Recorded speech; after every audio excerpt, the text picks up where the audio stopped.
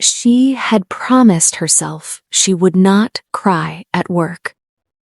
That was the deal she made with herself the morning she landed at Incheon International Airport with one overpacked duffel bag, a phone with 17% battery, and a name she had been rehearsing in the shower for 3 months. Soleil Banks. She had said it until it stopped feeling like something she was trying to convince herself of and started feeling like solid ground, like something she could stand on. And she had kept the deal. For 8 months she had shown up to the high-rise apartment in Mapo every morning before 7, made Yuna's breakfast, taken her to her morning playgroup, taught her the English words she wanted to know, mostly the names of animals and the specific vocabulary for snacks she liked, and she had not cried. Not when she was homesick on Sunday evenings and Atlanta felt impossibly far away. Not when she called her sister Camille and had to keep her voice even the whole call. Not even on the night she realized that Elijah had found her new number, when she sat on the edge of her bed with her hands around her knees and breathed through it until the feeling passed. 8 months of the deal, unbroken. And then, on a Wednesday morning in April, in the short hallway outside the staff bathroom, with Yuna asleep in the next room and the apartment holding the particular stillness of mid-morning, Soleil slid down the wall until she was sitting on the floor, pressed both hands over her face, and broke it. She didn't make a sound. She had learned a long time ago how to cry without making a sound. But her shoulders moved, and the gold chain at her throat caught the pale light from the window, and she curled one hand around it the way she always did when the weight of things got too heavy to carry upright. She didn't hear the front door open. She didn't hear the footsteps. She only registered another presence when a shadow crossed the far end of the hallway, and she looked up, and Shin Taeyang was standing there, home 4 hours early, still in his jacket, his eyes on her face. He didn't move. He didn't soften his expression into something careful and polite. He just looked at her with the same flat, direct attention he gave everything. And then he said, very quietly, "Who made you cry?" And the way he said it, not gentle, not loud, just completely certain, like a man who had already decided the answer was going to matter, was the thing that made her chest crack open a little further. That was the moment, the one neither of them knew yet, would change everything. Soleil was on her feet before she had consciously decided to stand. It was a reflex, the muscle memory of someone who had spent 2 years making herself smaller, more manageable, less of a problem. She straightened up, smoothed her hands down her jeans, pulled her face into something composed and professional. She was good at this. She had practiced it until it was automatic. "I'm fine," she said. "I didn't hear you come in. Yuna's down. She fell asleep about 30 minutes ago." Taeyang hadn't moved from the end of the hall. He was looking at her in the way he looked at things he was paying full attention to, which was the same way he looked at everything, completely, without performing the act of looking. He waited. Soleil was aware that her eyes were still wet. She did not reach up to wipe them. Reaching up would be an acknowledgement. "Allergies," she said. The word landed badly. She knew before it finished leaving her mouth. Something shifted in his expression. Not pity, something more clinical than that, more careful. The expression of someone filing away a piece of information that didn't yet have its full context. He walked past her toward his study without a word. She let out a slow breath. Then he stopped. "Lieutenant Beck will collect you this evening, and from tomorrow morning." Soleil blinked. I take the subway. I don't need—" "I know you take the subway," he said. "Beck will collect you from tomorrow." His study door closed. Soleil stood alone in the hallway with Yuna's soft breathing drifting from down the corridor and the mid-morning light coming in flat and pale through the high windows, and she thought about how he had known. She had not told him anything. She had said allergies, which was not even a convincing lie, and he had walked away from it and assigned her a driver without asking a single follow-up question. She went to the kitchen. She stood at the sink and ran the cold tap over the inside of her wrists and looked out at the city below and let the water do what it always did: bring her back, ground her in the specific physical fact of right now. The chain at her throat was warm from her skin. She pressed her fingers against it once, just to feel it, then turned the tap off and started making lunch. She had worked for 3 people before this position. None of them had noticed anything. Most employers, in her experience, were very practiced at looking just past the person who worked for them, seeing the function without the human being performing it. Taeyang, she was learning, did not look past anything. That was either going to be a problem or it was something else entirely. She hadn't decided yet. What she didn't know was that Taeyang had already made a phone call from behind that closed study door, and by evening the shape of her situation would look completely different. The message came at 11:50 that night. Soleil was sitting on her bed with her laptop open and her sister's voice note playing through her earbuds. Camille was talking about their mother's new couch and the drama at the church their grandmother attended, and the way Atlanta smelled in April when the dogwood trees were out, her voice warm and unhurried, full of home. The message came from a number she didn't recognize. 8 words. "You really thought you could hide from me." Soleil sat very still with Camille still talking in her ears and the words on the screen and the particular cold that she knew intimately moving through her. Not panic. Panic was too loud, too visible. This was the quieter version, the one that lived just beneath her skin like low voltage, always there, always waiting. Elijah. She knew the cadence of it before she saw the name. She had taught him the way you learned weather, not by reading the forecast, but by reading the air before the sky changed. He studied the calmness of his sentences, the way he built a threat out of perfectly ordinary words. She deleted it, turned the phone face down, sat with her hands in her lap, and looked at the wall of her apartment. He had her number, which meant he had been working at this, paying someone probably. Elijah had always understood that money was a lever, and he pulled levers without hesitation. She pulled out her earbuds. Camille's voice cut off mid-sentence. In the silence, the apartment felt very small and very far from Atlanta and very far from anywhere that felt familiar. She had not told Camille that Elijah had been in contact. She had not told anyone. The architecture of her new life was built on containment. Keep it clean, keep it separate. Don't let what you're running from bleed into what you're running toward. She lay back on the bed and looked at the ceiling. The chain lay against her collarbone, cool now, and she curled her fingers around the small pendant and held it. In the morning, the elevator opened on the 14th floor, and Yuna was there in her dinosaur pajamas with both arms already open, leaning forward with the full-body impatience of a child who had been waiting since her eyes opened. "Soleil!" She said it the way she said it every morning, like a fact being confirmed, like, "You are here," which is correct, which is how things should be. Soleil crouched down, and the small body hit her with total commitment, and she held on, and the warmth of it was immediate and real and completely uncomplicated. "You're cold," Yuna announced onto her shoulder. "I walked fast," Soleil said. "I'll fix it," Yuna said, and pressed both tiny palms flat against Soleil's cheeks and held them there, and the gesture was so pure itself that Soleil had to close her eyes. But what Lieutenant Beck said to her in the corridor before she reached the kitchen that morning would shift the ground beneath her feet before the day was halfway through. Lieutenant Baek Saojun did not engage in small talk. Soleil had established this within the first 2 weeks.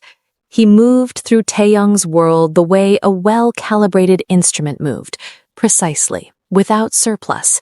He was respectful to Soleil in the specific, professional way of someone who valued competence and extended courtesy accordingly.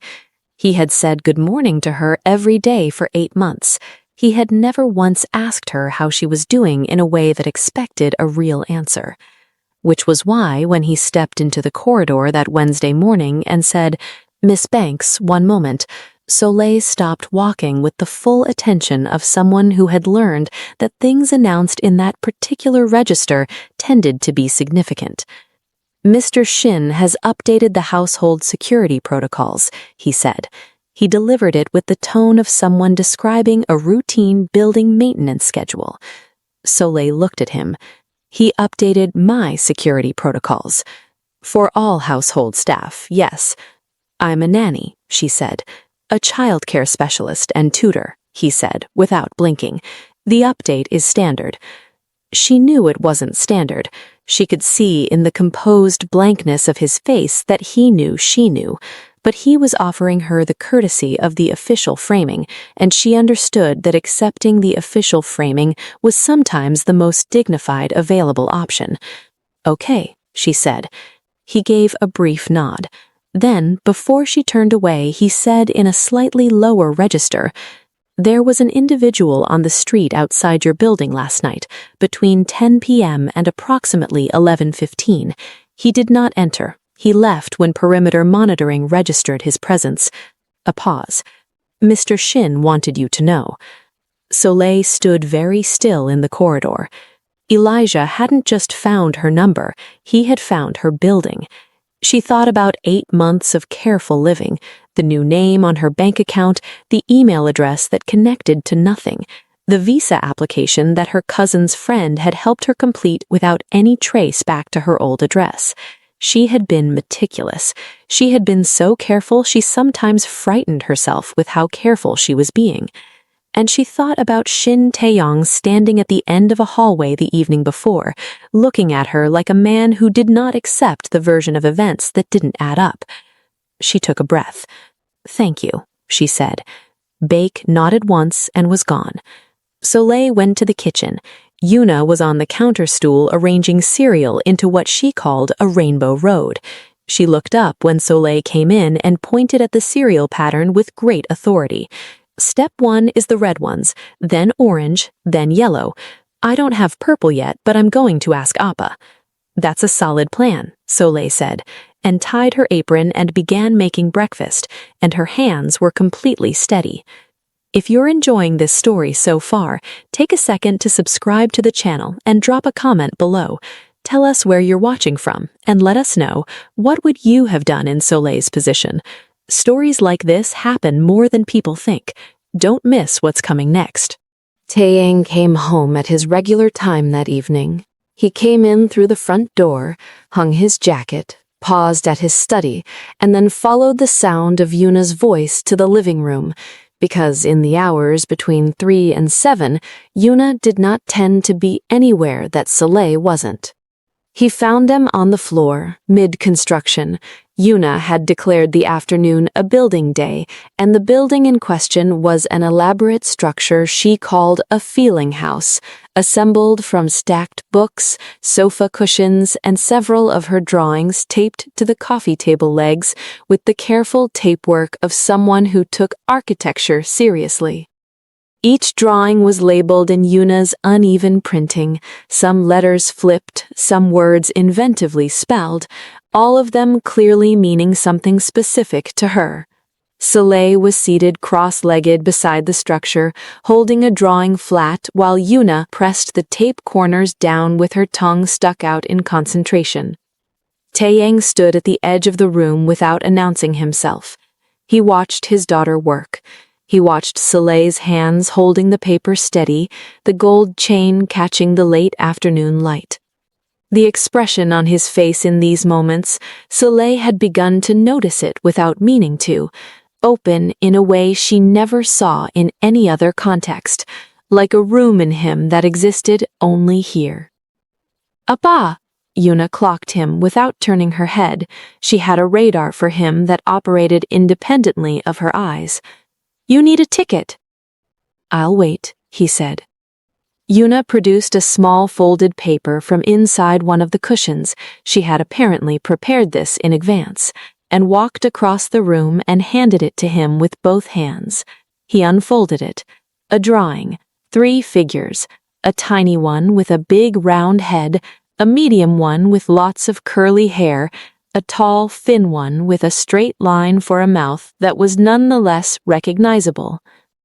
"That's your ticket," Yuna said. "It means you live here." He looked at the drawing for a beat. Then he looked at Soleil, who was watching from the floor. Then he folded the ticket and put it in the inside pocket of his jacket. Not his trouser pocket. Inside. Close. Yuna watched this with complete satisfaction and returned to the feeling house. Later, after Yuna was bathed and in bed, and the apartment had settled into its evening quiet, Taeyang came to where Soleil was washing up in the kitchen. He leaned against the counter across from her. He did not open his laptop. He did not check his phone. He simply stood there with his coffee and looked at her. "The individual outside your building, you know who he is." Soleil's hands continued moving in the sink. She looked at the glass she was rinsing. "I have a strong suspicion," she said. "His name." She set the glass down. She turned and looked at him and thought about the ways she had learned, over 2 years, to hold information back as a form of self-protection, and whether that habit was still serving her here, in this kitchen, with this particular man looking at her the way he was looking at her. "Elijah Carter, he's from Atlanta. We were together. When I ended it, he didn't accept that." Taeyang looked at her. Just looked, quiet and complete. "When you say he didn't accept it, I mean I ended up in the hospital twice." The quality of his stillness changed, not dramatically, a fraction, but she felt it. "Lieutenant Beck will handle it," he said. He said it the way he said most things, as a closed statement, not an opening for debate. But Elijah Carter had never been the kind of problem that got handled at a distance, and what he did next would make every precaution feel suddenly insufficient. He came on a Saturday, not in the evening when Baek drove her home, not on a weekday when the building's protocols were active and Taeyang's people were watching the perimeter. He came on a Saturday morning, when Soleil had taken Yuna to the small playground 4 blocks from the tower, the one with the red slide and the sandbox that Yuna treated as a major construction site. Soleil saw him before he saw her notice him. He was leaning against the park fence near the entrance. He looked exactly the same as the last time she'd seen him, which was part of what made him so disorienting. He looked like the version of himself she had originally trusted, before she learned the other version existed underneath it. Her body registered him first. The cold moved through her in the way she knew well. She stayed on the bench, kept her hands in her lap. I looked at him. He looked back, and the expression on his face was the patient one, the one that said he had arrived and the arrival was the main thing, and everything else was just the conversation that came after. "Soleil," he said, across the park, her name in his mouth like a leash. Yuna was in the sandbox with her back to all of this, engaged in what she had described on the walk over as serious business. Soleil took out her phone. She dialed Baek's number, saved under LT Baek the morning of her first collected commute, and he answered on the first ring. "There is a man at Hopjong Children's Park," she said. Her voice was level. "Standing at the north fence near the entrance.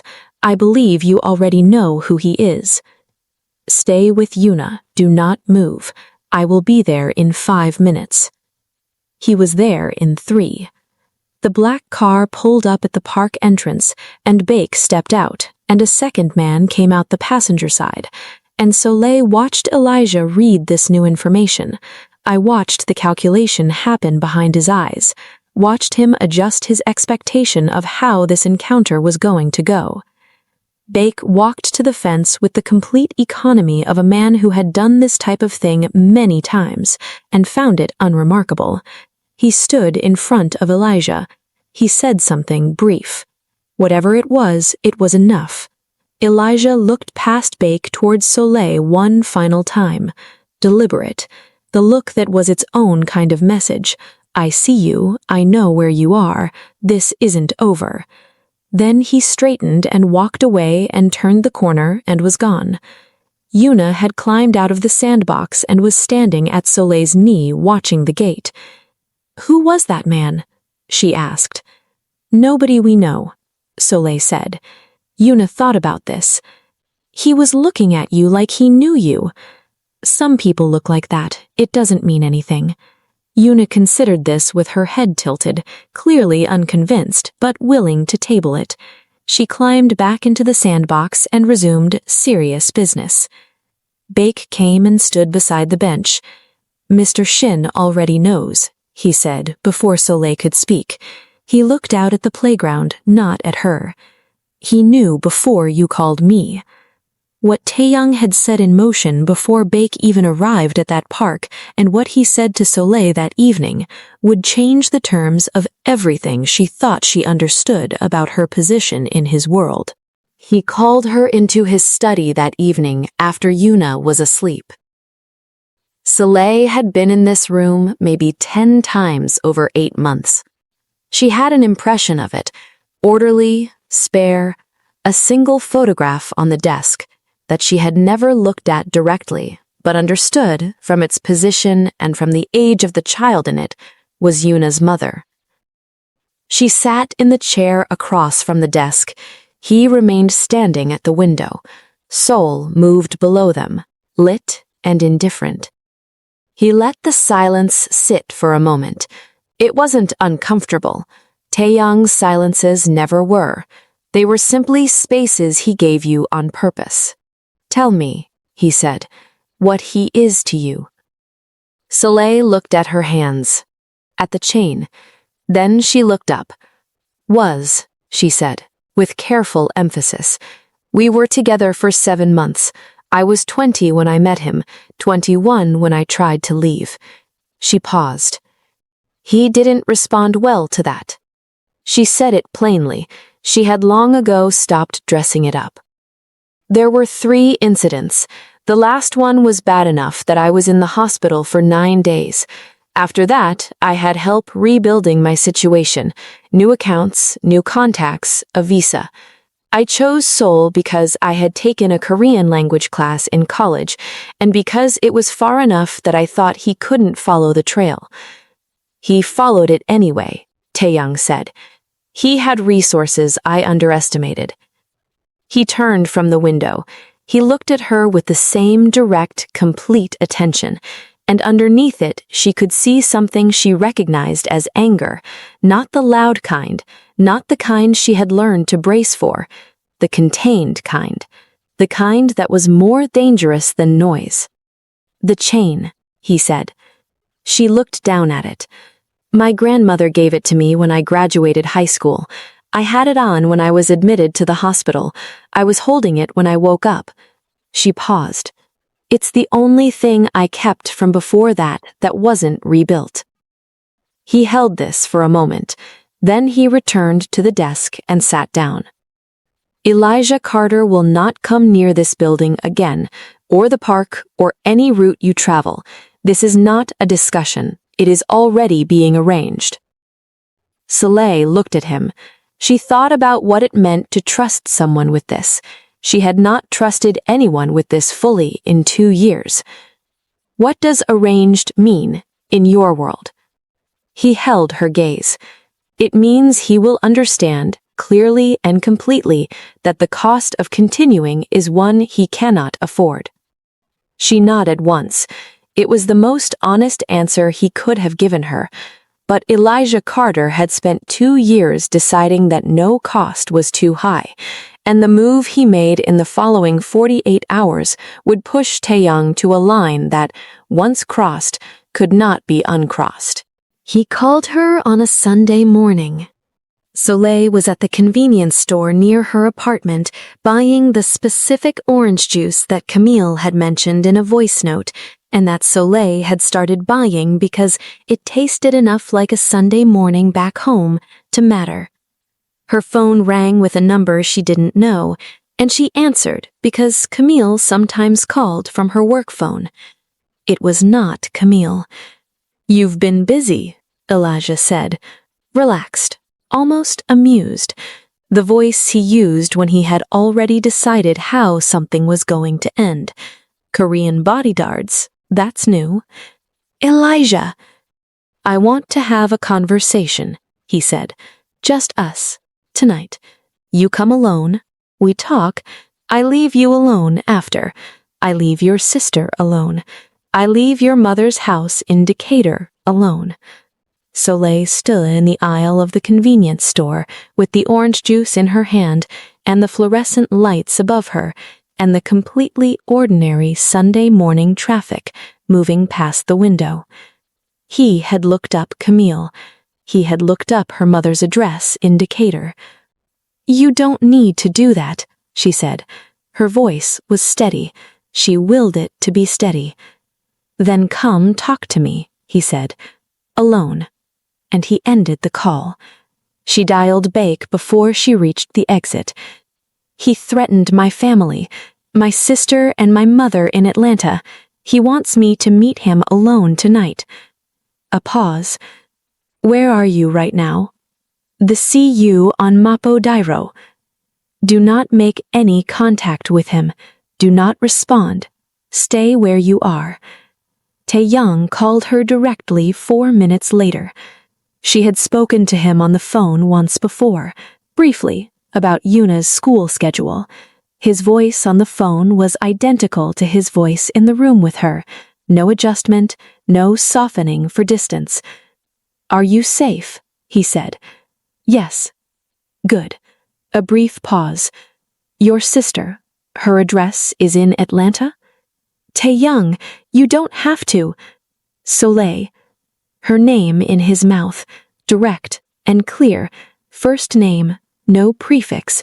She had not heard it like that before. "I am not going to harm anyone. I am going to make sure your family is protected while I resolve this. I need the address." She gave it to him.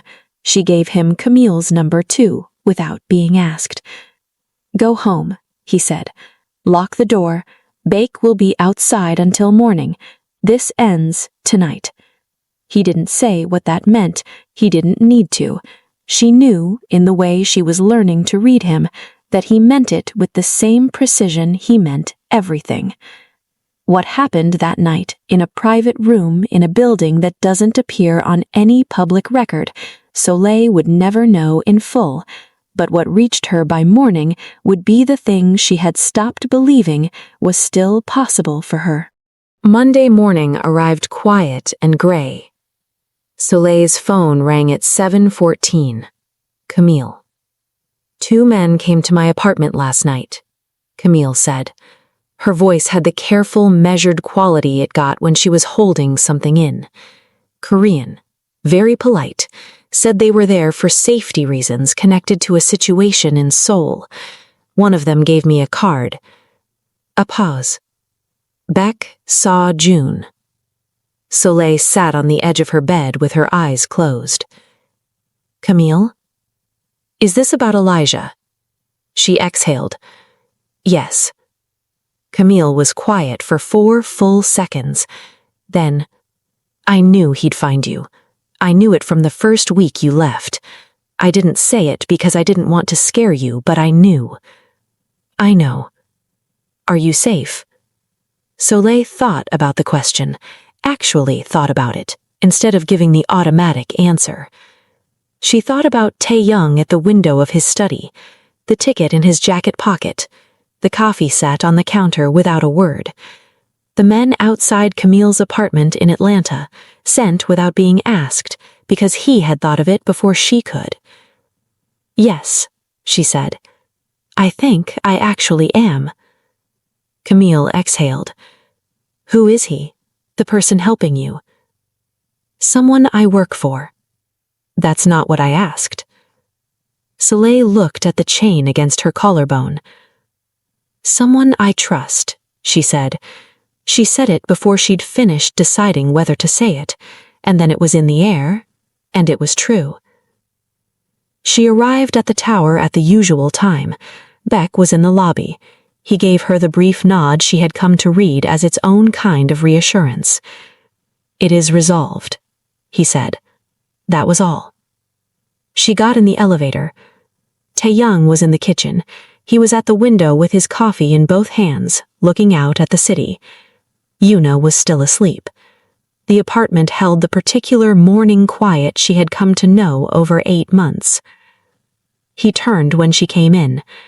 She stood at the entrance to the kitchen. She thought about the right way to say what she needed to say.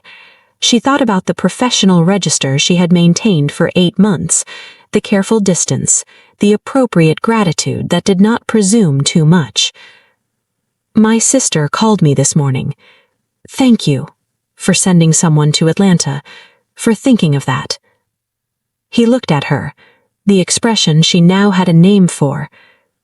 She called you early, he said. She was awake. She doesn't sleep well when she's worried. Is she worried now? Less, Soleil said. I told her I was safe.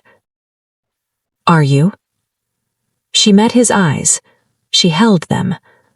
For the first time in a long time. Yeah. He nodded. He turned back to the window. She went to the coffee machine. They stood in the kitchen in the morning light, and the city moved below, and Yuna's voice came softly from the hallway, not calling out, not urgent, just murmuring the words of some private game being played in the last minutes before she was fully awake. But what still lived between them in that kitchen, what had been growing quietly in the space of 8 months of ordinary mornings, was waiting for one more moment to find its words. Yuna said it on a Friday evening at the park. Of course she did, because Yuna had not yet acquired the adult instinct for self-protection that made people hold true things back until they were certain the truth was safe to say. She said things she noticed. She said them plainly, in the tone of someone reporting observable facts, and she could not understand why adults so often found this complicated. The 3 of them were at the playground, the one with the red slide, because Yuna had asked 5 times over 3 days, and Taeyang had said yes on the 4th. They were sitting on the bench, Soleil and Taeyang, while Yuna conducted an elaborate game involving a stick, a pile of wood chips, and a narrative she had not yet fully disclosed. It was a mild evening. The light had gone gold over the buildings, and the cherry trees along the park edge were still holding the last of their blossoms, and Seoul felt, in that particular hour, like a place that had decided to be gentle. Yuna stopped mid-game and turned and looked at both of them on the bench. "Appa," she said. "Yes?" She tilted her head, thinking something through. "When Soleil is sad, you always know before I tell you." Taeyang looked at his daughter. "Do I?" "Yes," she said. "It was an established fact. And you came home early the day she was crying, and you put her picture in your jacket." "It was a drawing," he said. "It was a picture of her," Yuna said, with the calm authority of someone who knew exactly what they meant. "I think you like it when she's here." Taeyang was quiet. "You may be right," he said. Soleil was looking at the grass. She was aware that her hands were folded in her lap and that the chain was warm, and that her heartbeat had made a small, specific adjustment she was choosing not to examine too directly. Yuna accepted the answer and went back to her game. Taeyang did not say anything immediately. He sat beside Soleil on the bench in the way he occupied all spaces, fully, unhurriedly, and looked at the park. Then, after a long moment, without looking at her, "I don't know how to do this without making it complicated," he said. "I've been trying to figure out the right way to say it for a while, and I don't think there is one, so I'm just saying it." Soleil looked at him. He was looking at the grass, at Yuna, at the gold light settling over everything. "Yuna," he said. "Yes, Appa. Come here." Yuna dropped her stick and crossed the grass and climbed onto the bench between them, settling her weight against both of them at once with the deeply satisfied air of someone who had been working toward this exact arrangement for quite some time. She didn't say anything, which was unusual enough that it was its own kind of announcement. The three of them sat on the bench in the gold evening, and the cherry blossoms fell slowly from the trees along the path, and the city carried on around them, and Soleil felt something in her chest that she did not have words for yet, but it was warm and it was real, and it was pointing towards something instead of away from it. That was the difference. That was the thing she hadn't felt in so long she'd almost forgotten it existed.